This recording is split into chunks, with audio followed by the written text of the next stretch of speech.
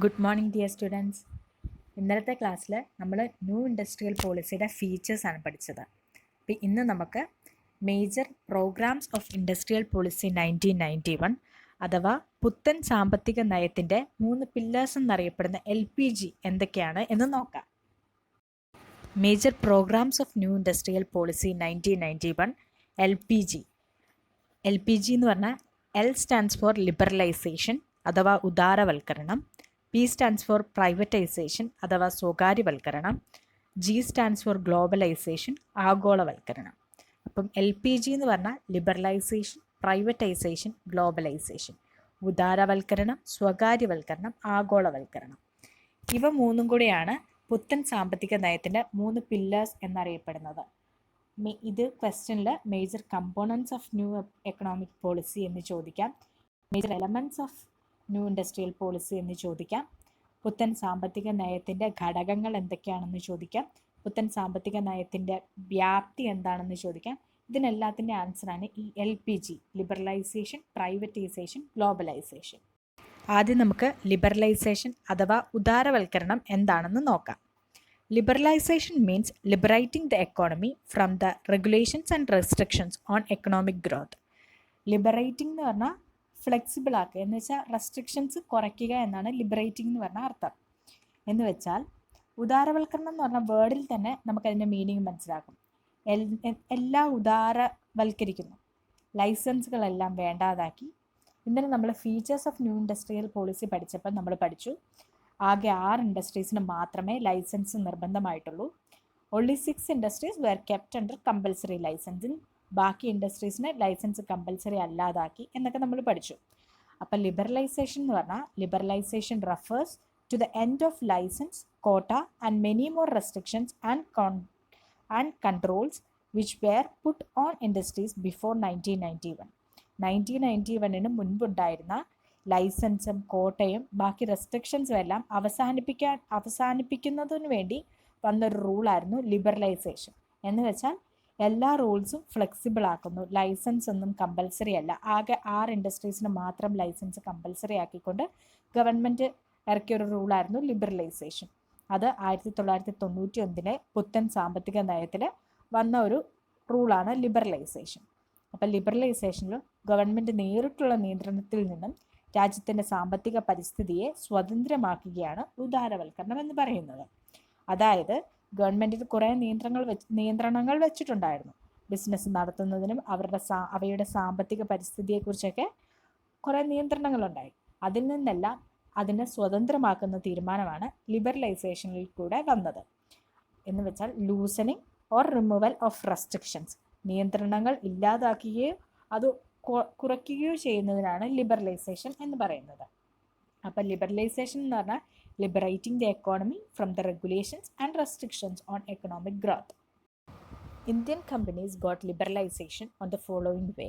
താഴെ പറയുന്ന രീതിയിലാണ് ഉദാരവൽക്കരണം ഇന്ത്യൻ കമ്പനീസിൽ നടത്തിയത്. ഇന്ത്യൻ കമ്പനീസിൽ ലിബറലൈസേഷൻസ് നടത്തിയ വേസ് ആണ് പറയുന്നത്. 7 വേസിലൂടെയാണ് ഇന്ത്യൻ കമ്പനീസിൽ ലിബറലൈസേഷൻ ഉണ്ടായത്. അതിൽ ആദ്യത്തേതാണ് abolition of licence except in few. പരമാവധി വ്യവസായങ്ങളെ ലൈസൻസിൻ്റെ പരിധിയിൽ നിന്ന് ഒഴിവാക്കി. Reduce the number of industries to 6 which require compulsory licensing. അങ്ങനെ ലൈസൻസ് വേണം എന്നുള്ള, സ്ട്രിക്റ്റ് ആയിട്ട് ലൈസൻസ് വേണം എന്നുള്ള ഇൻഡസ്ട്രീസ് 6 ഇൻഡസ്ട്രീസ് ആക്കി ചുരുക്കി.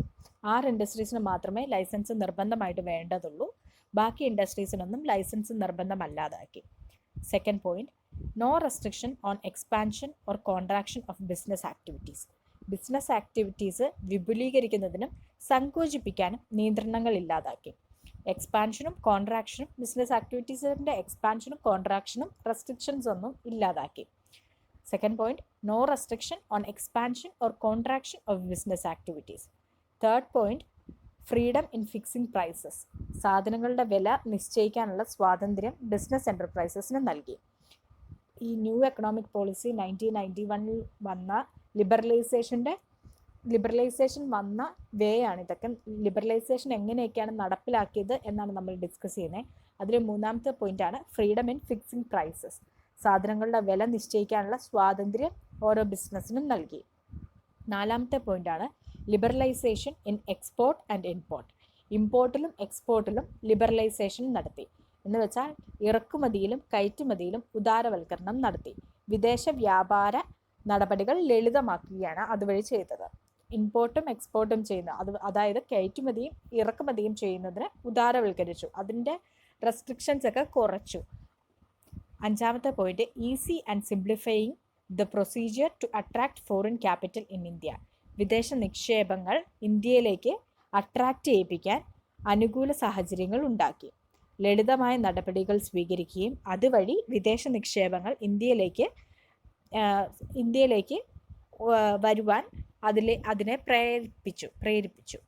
6th point, freedom in movement of goods and services. സാധനങ്ങളുടെയും സേവനങ്ങളുടെയും ഒരു സ്ഥലത്ത് നിന്ന് മറ്റൊരു സ്ഥലത്തിലേക്ക് നീക്കുവാനുള്ള സ്വാതന്ത്ര്യം ലഭിച്ചു. 7ാമത്തെ പോയിന്റാണ് reduce the tax rate. Tax rate അഥവാ നികുതി നിരക്കുകൾ വെട്ടിക്കുറച്ചു. അപ്പോൾ 7 പോയിന്റിലൂടെയാണ് 7 രീതിയിലാണ് ലിബറലൈസേഷൻ ഇന്ത്യയിൽ അപ്ലൈ ചെയ്തത്. അതിൽ ആദ്യത്തേതാണ് abolition of licence except in few. 2ാമത്തത് no restriction on expansion or contraction of business activities. 3ാമത്തത് ഫ്രീഡം ഇൻ ഫിക്സിംഗ് പ്രൈസസ്. 4ാമത്തെ liberalisation in export and import. 5ാമത്തത് easy and simplifying the procedure to attract foreign capital in India. 6ാമത്തത് freedom in movement of goods and services. 7ാമത്തത് reduce the tax rate. ഈ 7 പോയിന്റാണ് ലിബറലൈസേഷനുമായിട്ട് ബന്ധപ്പെട്ട point. അപ്പോൾ ഇത്രയാണ് liberalisation എന്താണ് എന്നുള്ളൊരു ക്വസ്റ്റ്യന് നമ്മൾ ആൻസറായിട്ട് എഴുതേണ്ടത്. ഇപ്പം നമ്മൾ LPG ലിബറലൈസേഷൻ, പ്രൈവറ്റൈസേഷൻ, ഗ്ലോബലൈസേഷനിലെ ലിബറലൈസേഷൻ നമ്മൾ പഠിച്ചു. ഉദാരവൽക്കരണം എന്താണ് എന്ന് നമ്മൾ പഠിച്ചു. ഇനി അടുത്ത കമ്പോണൻറ്റ് അഥവാ pillar privatisation. P stands for privatisation അഥവാ സ്വകാര്യവൽക്കരണം. അതെന്താണ് എന്ന് നമുക്ക് നോക്കാം. The word privatization was implemented by the management expert Peter Drucker. Peter Drucker എന്ന് പറയുന്ന മാനേജ്മെൻറ്റിലെ വിദഗ്ധനാണ് പ്രൈവറ്റൈസേഷൻ എന്ന വാക്ക് നടപ്പിലാക്കിയത് അഥവാ കൊണ്ടുവന്നത്. പീറ്റർ ഡ്രക്കർ എന്ന് പറയുന്ന മാനേജ്മെൻറ്റ് എക്സ്പേർട്ടാണ് പ്രൈവറ്റൈസേഷൻ എന്ന വാക്ക് കൊണ്ടുവന്നത്. The word privatization was implemented by the management expert Peter Drucker. Privatization refers to giving greater role to private sector and reducing the role of public sector. Public സെക്ടറിൻ്റെ role കുറയ്ക്കുകയും അതുവഴി private സെക്ടറിൻ്റെ role കൂട്ടുകയും ചെയ്യുന്ന പ്രോസസ്സിനാണ് privatisation എന്ന് പറയുക. പൊതുമേഖലാ സ്ഥാപനങ്ങളുടെ ഉടമസ്ഥത അവകാശം സ്വകാര്യ മേഖലാ സംരംഭകർക്ക് കൈമാറുന്നതിനെയാണ് സ്വകാര്യവൽക്കരണം എന്ന് പറയുന്നത്. അപ്പം പ്രൈവറ്റ് സെക്ടറിൻ്റെ റോള് ഇൻക്രീസ് ചെയ്യിപ്പിക്കുകയും reducing the role of public sector, ഇതാണ് പ്രൈവറ്റൈസേഷൻ കൊണ്ട് അർത്ഥമാക്കുന്നത്. പ്രൈവറ്റൈസേഷൻ ഒരു എക്സാമ്പിളായിട്ട് നമുക്ക് പറയാൻ പറ്റുന്നതാണ് മോഡേൺ ബ്രെഡിൻ്റെ കമ്പനി മോഡേൺ ബേക്കറീസ് ലിമിറ്റഡ് എന്ന് പറയുന്ന 1965 സെൻട്രൽ ഗവൺമെൻറ് ഓൺ ചെയ്തിരുന്ന ഒരു പബ്ലിക് സെക്ടർ അണ്ടർടേക്കിംഗ് ആയിരുന്നു മോഡേൺ ബ്രെഡിൻ്റെ കമ്പനിയായ Modern Bakeries Limited. In 2000 it was taken over by Hindustan Lever Limited. Hindustan Lever Limited എന്ന് പറയുന്ന കമ്പനീസ് മോഡേൺ ബേക്കറീസ് ലിമിറ്റഡിനെ ടേക്ക് ഓവർ ചെയ്തു. അത് പബ്ലിക് സെക്ടർ കമ്പനിയായ Modern Bakeries Limited private parties ആ കമ്പനീനെ ഏറ്റെടുത്തു. അതാണ് ഹിന്ദുസ്ഥാൻ ലിവർ ലിമിറ്റഡ് ആ കമ്പനീനെ ഏറ്റെടുത്തു. ലേറ്റർ ഓൺ 2016 ഇതിപ്പോൾ ഫുള്ളി ഓൺഡ് ബൈ എവർസ്റ്റോൺ ക്യാപിറ്റൽ എന്ന് പറയുന്ന ഒരു കമ്പനിയാണ് ഇപ്പോൾ മോഡേൺ ബ്രെഡെല്ലാം മാനുഫാക്ചർ ചെയ്യുന്ന ആ കമ്പനി ഓൺ ചെയ്തിരിക്കുന്നത്. ഇപ്പോൾ ആ കമ്പനിയുടെ പേര് modern Food Enterprises Private limited എന്നാക്കി. ഇപ്പോൾ മോഡേൺ ബ്രെഡ് ഓൺ ചെയ്തിരുന്ന കമ്പനി ആദ്യം ഒരു പബ്ലിക് സെക്ടർ അണ്ടർടേക്കിംഗ് ആയിരുന്നു. അതിനുശേഷം അത് പ്രൈവറ്റൈസ് ചെയ്യുക മൂലം അത് ഹിന്ദുസ്ഥാൻ ലിവർ ലിമിറ്റഡ് ഏറ്റെടുക്കുകയും അത് കഴിഞ്ഞ് എവർസ്റ്റോൺ ക്യാപിറ്റൽ എന്ന് പറയുന്ന കമ്പനി അത് ഏറ്റെടുക്കുകയും ചെയ്തു. അതാണ് പ്രൈവറ്റൈസേഷൻ. നേരത്തെ പബ്ലിക് സെക്ടറിനായിരുന്നു കൂടുതൽ ഇമ്പോർട്ടൻസ് കൊടുത്തിരുന്നത്. അതിനുശേഷം അത് പ്രൈവറ്റ് സെക്ടറിലേക്ക് കൈമാറി വന്ന ഒരു കമ്പനിയാണ് മോഡേൺ ബ്രെഡ് അഥവാ ഇപ്പോഴത്തെ Modern Food Enterprises Private Limited. Main features of privatisation അഥവാ privatisation was done in the following way. Privatisation അഥവാ സ്വകാര്യവൽക്കരണം നടപ്പിലാക്കിയത് ഈ 3 രീതികളിലാണ്. ഒരു 3 രീതികളുണ്ട്. ഒന്നാമത്തത് ഡിസ്ഇൻവെസ്റ്റ്മെൻറ്റ് ഓഫ് പബ്ലിക് സെക്ടർ, രണ്ടാമത്തത് ഡീറിസർവേഷൻ, മൂന്നാമത്തത് setting up of board of industrial and financial reconstruction. ഒരു ബോർഡ് ക്രിയേറ്റ് ചെയ്തു. ആ ബോർഡിൻ്റെ പേരാണ് board of industrial and financial reconstruction. ഈ 3 വേസിലാണ് പ്രൈവറ്റൈസേഷൻ നടപ്പിലാക്കിയത്. ഓരോന്നും നമുക്ക് ഡീറ്റെയിൽഡ് ആയിട്ട് ഡിസ്കസ് ചെയ്യാം. ഫീച്ചേഴ്സ് ഓഫ് പ്രൈവറ്റൈസേഷൻ അഥവാ പ്രൈവറ്റൈസേഷൻ നടപ്പിലാക്കിയ ഈ 3 രീതികളിലാണ്.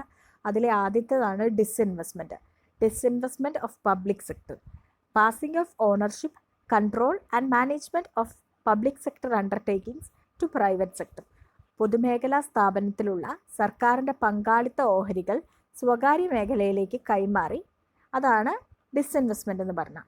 അതായത് കമ്പനിയുടെ ഓഹരികൾ അഥവാ ഷെയറുകൾ പിൻവലിച്ചു, എന്നിട്ടത് സ്വകാര്യ മേഖലയ്ക്ക് പ്രൈവറ്റ് സെക്ടറിന് കൊടുത്തു. അതാണ് ഡിസ്ഇൻവെസ്റ്റ്മെൻറ്റ് എന്ന് പറഞ്ഞാൽ. പബ്ലിക് സെക്ടർ ഓൺ ചെയ്തിരുന്ന ഓണർഷിപ്പ് ആകാം, കൺട്രോൾ ആകാം, മാനേജ്മെൻറ്റ് ആകാം, അതെല്ലാം പ്രൈവറ്റ് സെക്ടറിന് കൊടുത്തു. അതാണ് ഡിസ്ഇൻവെസ്റ്റ്മെൻറ്റിലൂടെ പറയുന്നത്. അതിന് എക്സാമ്പിളായിട്ട് പറയുവാണെങ്കിൽ കൊച്ചിൻ ഷിപ്പ്യാർഡിൻ്റെ ഷെയർസ് വിറ്റഴിച്ച് പ്രൈവറ്റ് സെക്ടേഴ്സിന് കൊടുത്തത് അതിനൊരു എക്സാമ്പിളാണ്. ഡിസ്ഇൻവെസ്റ്റ്മെൻറ്റിൻ്റെ ഒരു എക്സാമ്പിളാണ് കൊച്ചിൻ ഷിപ്പ്യാർഡിൻ്റെ ഷെയർസ് വിറ്റഴിച്ചത്. രണ്ടാമത്തെ ഫീച്ചറാണ് പ്രൈവറ്റൈസേഷൻ്റെ dereservation. Dereservation allows the private sector to enter in to new areas. പൊതുമേഖലയ്ക്കായി സംവരണം ചെയ്തിരിക്കുന്ന വ്യവസായ മേഖലയിൽ സ്വകാര്യ മേഖലയ്ക്ക് അവസരം നൽകി. അതാണ് ഡീറിസർവേഷനിലൂടെ ഉദ്ദേശിക്കുന്നത്. പ്രൈവറ്റ് സെക്ടറിന് നേരത്തെ അവസരമില്ലാത്ത മേഖലകളിൽ ഇപ്പോൾ പ്രൈവറ്റ് സെക്ടറിന് പാർട്ടിസിപ്പേറ്റ് ചെയ്യാനുള്ള അവസരം നൽകി. അതിനൊരു എക്സാമ്പിളായിട്ട് നമുക്ക് LICയുടെ കേസ് എടുക്കാം. പണ്ട് ലൈഫ് ഇൻഷുറൻസ് പ്രൊവൈഡ് ചെയ്യുന്ന ആകെ ഒരു ഗവൺമെൻറ് കമ്പനി മാത്രമേ ഉള്ളായിരുന്നു. Life insurance corporation of India എന്ന് പറയുന്ന ഗവൺമെൻറ് കമ്പനി മാത്രമേ ഉള്ളായിരുന്നു. ആ സെക്ടർ അഥവാ ആ ഇൻഡസ്ട്രി ഡീറിസർവ് ചെയ്തു. എന്ന് വെച്ചാൽ പ്രൈവറ്റ് പാർട്ടീസിനും ആ ബിസിനസ്സിൽ ഏർപ്പെടാൻ പറ്റും എന്നാക്കി. ഡീറിസർവ് ചെയ്തത് മൂലം ഇപ്പോൾ പ്രൈവറ്റ് ലൈഫ് ഇൻഷുറൻസ് പ്രൊവൈഡ് ചെയ്യുന്ന പല കമ്പനികളുണ്ട്. Tata life insurance, Reliance life insurance, Max life insurance എന്ന് പറഞ്ഞ ഡിഫറെൻറ്റ് പ്രൈവറ്റ് ലൈഫ് ഇൻഷുറൻസ് കമ്പനീസും ഇപ്പം ലൈഫ് ഇൻഷുറൻസ് മേഖലയിൽ വന്നു. ചില പ്രത്യേക വ്യവസായങ്ങൾ പൊതുമേഖലാ സ്ഥാപനങ്ങൾക്ക് മാത്രം ചെയ്യാൻ റിസർവ്ഡ് ആയിരുന്നു. സ്വകാര്യ മേഖലയ്ക്ക് കൂടി അത് തുറന്നു കൊടുക്കുകയാണ് ഡീറിസർവേഷനിലൂടെ ചെയ്തത്. ഇപ്പോൾ പ്രൈവറ്റ് കമ്പനീസ് അവിടെ ആ മേഖലയിൽ ബിസിനസ് സ്റ്റാർട്ട് ചെയ്യാനുള്ള പെർമിഷൻ കൊടുത്തു. എക്സാമ്പിളായിട്ട് നമുക്ക് വേറെ എക്സാമ്പിൾ പറയുവാണെങ്കിൽ ടെലികോം അഥവാ ടെലിഫോൺ ഇൻഡസ്ട്രി എക്സാമ്പിളായിട്ട് പറയാം. ടെലിഫോൺ ഇൻഡസ്ട്രിയിൽ BSNL ഒക്കെ ആയിരുന്നു മെയിൻ പ്ലെയേഴ്സ്. ആദ്യം ഗവൺമെൻറ് ഓൺഡ് BSNL ഒക്കെ ആയിരുന്നു മെയിൻ പ്ലെയേഴ്സ്. ഇപ്പം ജിയോ, ഐഡിയ, എയർടെൽ അങ്ങനെ ഡിഫറെൻറ്റ് പ്രൈവറ്റ് സെക്ടർ എൻ്റർപ്രൈസസും ടെലിഫോൺ ഇൻഡസ്ട്രിയിലേക്ക് വരികയുണ്ടായി.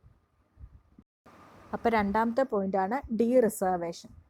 Allows the private sector to enter in to new areas. Private സെക്ടറിലേക്ക് പബ്ലിക് സെക്ടറിലേക്ക് സംവരണം ചെയ്ത് വെച്ചിരുന്ന മേഖലയിൽ പ്രൈവറ്റ് സെക്ടറിനും ഇപ്പോൾ പാർട്ടിസിപ്പേറ്റ് ചെയ്യാൻ, പ്രൈവറ്റ് സെക്ടറിനും ഇപ്പോൾ ബിസിനസ് സ്റ്റാർട്ട് ചെയ്യാനുള്ള പെർമിഷൻ കിട്ടി.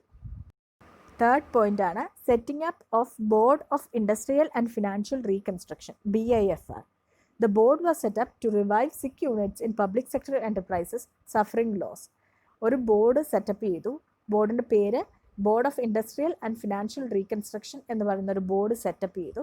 ആ ബോർഡ് നിലവിൽ വന്നതിൻ്റെ ഉദ്ദേശം പബ്ലിക് സെക്ടർ എൻ്റർപ്രൈസസിലെ സിക്ക് യൂണിറ്റ്സ് അഥവാ പബ്ലിക് സെക്ടർ എൻ്റർപ്രൈസസിലെ ലോസ് മേക്കിംഗ് യൂണിറ്റ്സിനെ ആ ലോസിൽ നിന്ന് ഓവർകം ചെയ്യാൻ ഹെൽപ്പ് ചെയ്യാനാണ് ഒരു ബോർഡ് സെറ്റപ്പ് ചെയ്തത്. ആ ബോർഡിൻ്റെ പേരാണ് board of industrial and financial reconstruction.